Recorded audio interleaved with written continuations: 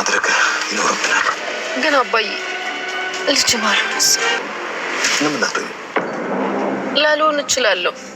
ምናልባት የሌላ ልጅ ሊሆን ይችላል። ምናልባትም የሌላ ሰው ታሪክ ነግረው ሊሆን ይችላል። ቴዲዬ እንግዲህ አንቺ ቅደሚ። አይ አይመስልኝም ዳጣ። ለማንኛውም ግን እኔ እንደዚህ ነገር አላልክም። ሌላም ሰው ወደ እሷ አትሰጅላት። አይመስለኝም። የምትወደኝ እንኳን አይመስለኝም። ሰላም አይ ናታኒ አለመውደድ ነው ብለህ ነው? ያው እንደዚህ አይነት ነገር ላይ ፍላጎት ስለሌላት አንተ ደግሞ ይሄንን ነገር አውቀህ ቅረባት። እሺ እስቲ ሞክራለሁ። ሰላም ያው ካልሆነ እችን የመሰለች ልጅ ታጣታለህ። ደግሞ አንተ ስንት ነገር ታውቃለህ። ቅረባት፣ አስተምራት። እሺ ሰላምዬ። እና አንቺስ እንዴት ነሽ?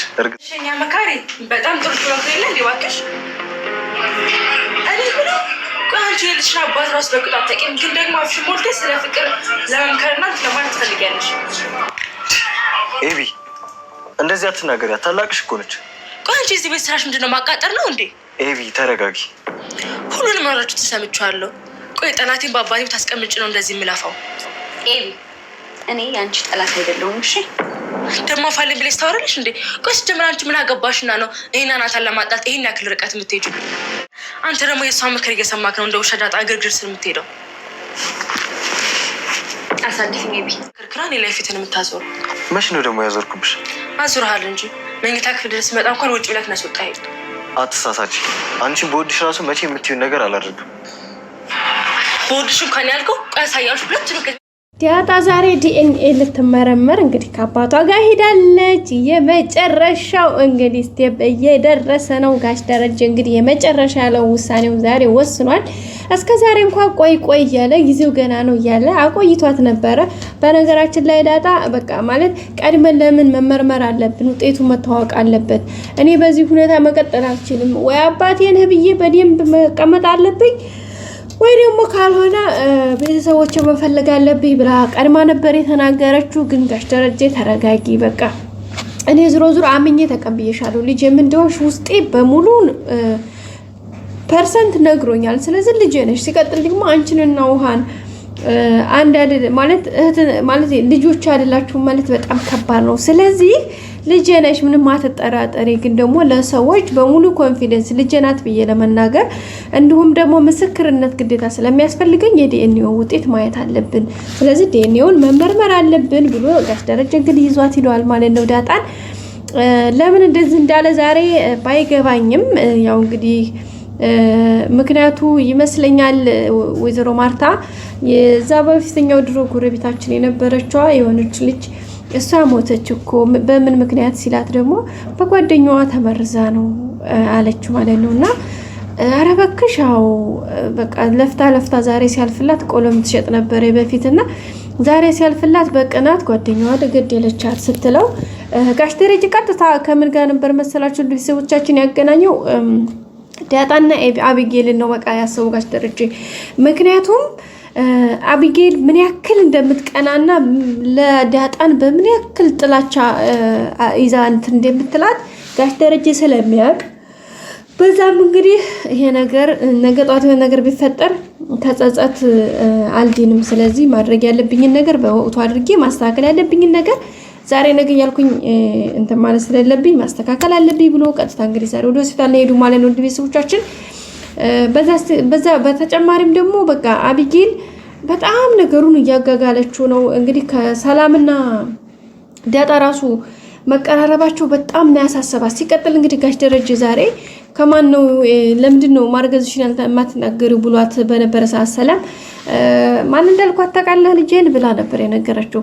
ሰላም ውስጧ ስለሚያውቅ እንግዲህ ጋሽ ደረጀ የሚያውቅ ጉዳይ የለም። ምክንያቱም ጋሽ ደረጀና ሰላም የነበራቸው ግንኙነት ጋሽ ደረጀ እንግዲህ ሰክሮ ራሱን በማያውቅበት ሰዓት ነበረ እና እሷ ግን ያው ጥንቅቅ አድርጋ ስለምታውቅ ያደረገችውም ሆነ ብላ ስለሆነ እንግዲህ እንደዛ ያለችው ነበር። ወይዘሮ ማርታ ስትናገራት በጣም ትደነግጣለች። ጋሽ ደረጀ ሲናገራት ግን የሚገርማችሁ አይታችሁ ከሆነ በቃ ኮስተር ትላለች ምናምን ፍርሃቱም ይለቃታል። ቀና ብላ ነው የምታወራው።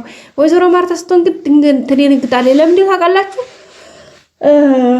ጋሽ ደረጀን ያው እሱ የራሱ ነው ብላ ስለምታስብ ነው። ወይዘሮ ማርታ ደግሞ ስለምታከብራት በዛ ላይ ያላት አመኔታ በጣም እስከ ጥግ ስለሆነ በዛ ልክ እምነቴን በልቻለሁ ብሎ እንትን ማለት ለራሱ እሷ በጣም ከባድ ስለሆነ በዛ ነው ማለት ነው። ቤተሰቦቻችን እንግዲህ የሰላም ጉዳይ ቤቱን በጣም አበጣብጦታል።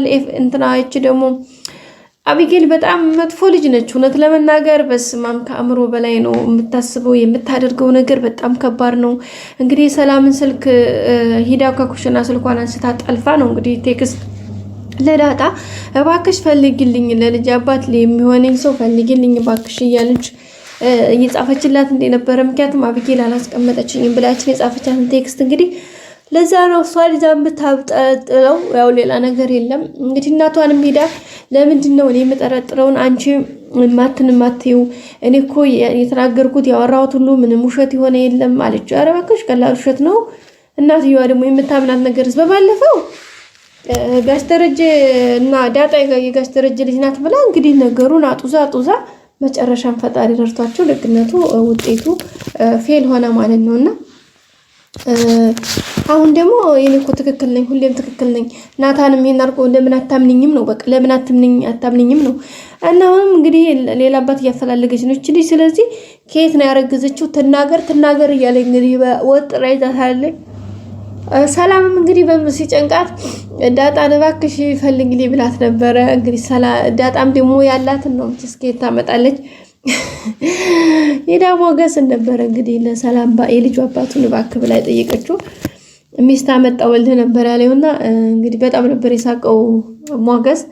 ምክንያቱም በሉላ ላይ እንደዛ ማለቷ በጣም ነበር ያስገረመውና አራንተ እንዴት ታመረው ውሸት ነው ምናምን አለችና በኋላ አስቀይሰ ይሆን ነው እንኳንም ያልሰማች ያላት ሞገስ እየሳቀባ ነበረ። ግን አይሆንም፣ ይሄ እኮ አንደኛ ኃጢአት ነው፣ ሁለተኛ ደግሞ ውሸት የትም አያደርስም። እና ዛሬ ላይ ያኔ ድራማ እንዲተውልልሽ ነው የፈለግሽው? ኧረ ይሄ ደስ አይልም።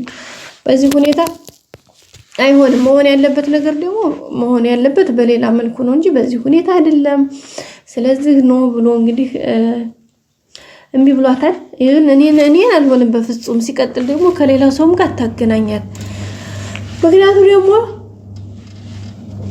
ውሸትን ሲሆን ሌላ መስመር ይዘን ከዛ ሲቀጥል ይሄ ነገር ቆይ እሷ ያዋሸችው አለ ምን ነው ሲላት አቢጌል በጣም ያስቀምጣት አላስቆማት ስትል ጊዜ ነው እንጂ ለሌላ አይደለም ነው ያለችው ማለት ነውና አይ ለዛ እንኳን አይመስለኝም። እቺ ሰው ምናልባት ዋሸችው ነገር አላት እና አቢጌል ደግሞ መቼም ቢሆን በቃ የልጅሽን አባት ሳላገኘው አልቀርም ብላ ስለዛ ተይባል ነው ስትለው በሳበትዝት መናገር ካልፈለገች አልፈለገችም ነው። ይሄን ያክል ምን ያስጨንቃት ይችላል? ሲቀጥል የደበቀችው ነገር አለ ማለት ነው ብሎ ነው እንግዲህ እሱም የነገራት። ዳጣኔ እንጃ እኔም ብያት ነበረ ግን ምናምን ያለችው ማለት ነው። ያው እንግዲህ አቢጌል ዛሬ ደግሞ ሰላምና ናታን እያወሩ ነበርና በነገራችን ላይ ሰላም ናታንና ዳጣን ለማጣመር የማታደርገው ጥረት የለም ጋይስ። በስማ ዳጣ መጀመሪያ እንደዚህ ነው የሚወድሻል፣ ስለዚህ ለምን አትረጁም? የኔ መቀበል አለብሽ ምናምን እያለች ዳጣን በደም ስትላት ቆይታ በኋላ እንግዲህ ናታን ደግሞ ባገኘችው አጋጣሚ ናታን ዳጣ እኮ በጣም ቆንጆ ልጅ ነች፣ በጣም አስተዋይ ነች፣ በቃ ነፃነቷ ደስ ይላል ያላት ነገር በቃ ህይወትን ቀለል አድርጋ ነው የምትኖረው እና እንደዚህ አይነት ልጅ አትገኝም እንዳታልፍህ እና ዳጣ እኮ አንተን ትወድሃለች ግን ደግሞ በቃ ይሄን በፍቅር ምናምን ያለውን ነገር ስለማታውቅ ስለዛ ነው እና በቃ ተረዳት፣ አስተምራት፣ አግዛት እያለችው ነበረ እና ይሄ ሲመካከሩ እንግዲህ አቢጌል ሰምታለች።